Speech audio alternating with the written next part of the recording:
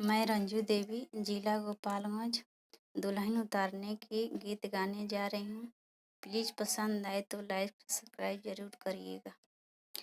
अरे माई जब हो दुल्हनिया सुंदर दुआरा पर अइली। अरे माई जब हो दुल्हनिया सुंदर दुआरा पर अइली। सासु हो कौशल्या सासु के हियारा जुड़ैली। अरे माई जब हो दुल्हनिया सुंदर दुआरा पर भइली। रे माई धनी भाग हमारो दुल्हनिया पाँव ढड़ली। रे माई जब हो दुल्हनिया सुंदर दुआरा पर अइली।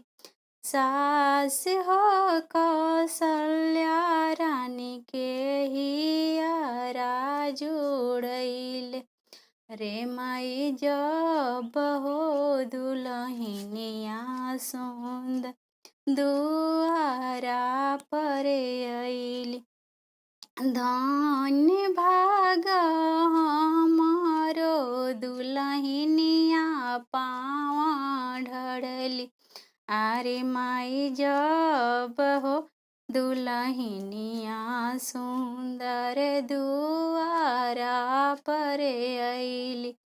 सास हो सुमित्रा रानी के हियारा जुड़ैले।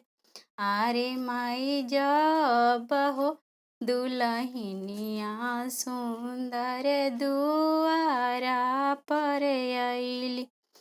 माई धनी भाग हमारो दुल्हनिया पाँव ढड़ली।